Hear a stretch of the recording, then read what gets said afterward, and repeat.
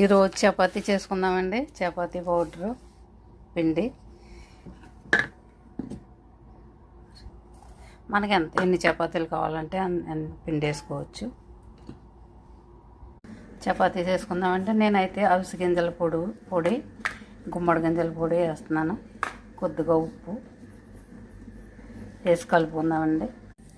కొద్దిగా నీళ్ళు పోసుకొని కలుపుకుందామండి. కొద్దిగా వేసుకోవాలి, అంతా ఒకసారి వేసుకోకూడదు. పిండి అయితే చాలా బాగా పిసకాలండి. ఎంత ఎక్కువసేపు పిసుకుతామో అంత మెత్తగా ఉంటాయి చపాతీలు. బాగా పిసుక్కోవాలి. ఇదిగోండి పిండి ఇలా ఉండాలి, ఇలా కలిపేసుకున్నాం కదండి. మూత పెట్టుకుని పక్కన ఉంచుకుందాము. ఇదిగోండి చపాతీలు చేసుకుందాము. కొద్దిగా పిండి తీసుకుని ఇలాగ కొంచెం గట్టిగా ఇలాగ ఉండలు చేసుకుని పెట్టుకుందాము. చపాతీ చేసుకుందామండి. పిండి చల్లుకొని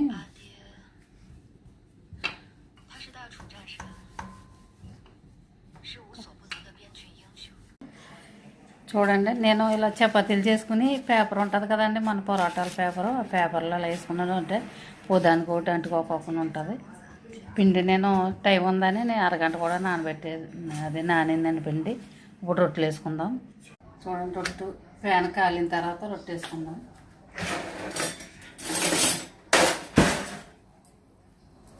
అందుకో పక్క తిప్పుకుందాము. ఇది పక్కన ఇలా కొంచెం కాలిన తర్వాత ఇక్కడ సైడ్ని మంట పెట్టుకుని ఇది ఇలా కాల్చుకుందామండి. తర్వాత ఇక్కడ రొట్టె వేసుకుందాము ప్యాన్ మీద.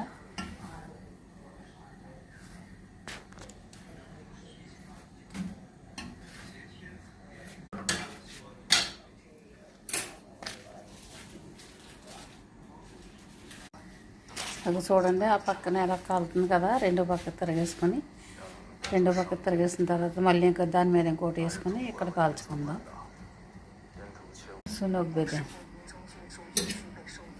అలా కాల్చుకుందామండి. అంటే పప్పు, ఇది గుమ్మడి పప్పు, తర్వాత గుమ్మడి గింజలు పౌడర్ వేసాను.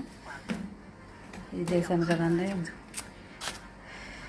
అవిసె గింజల పౌడర్ కూడా వేసాను కదా. ఇవ్వండి చేసుకున్నాం. కొంచెం చల్లారిన తర్వాత ఈ రొట్టెలన్నీ నాకైతే చాలా వచ్చాయండి, ఎక్కువ చేశాను.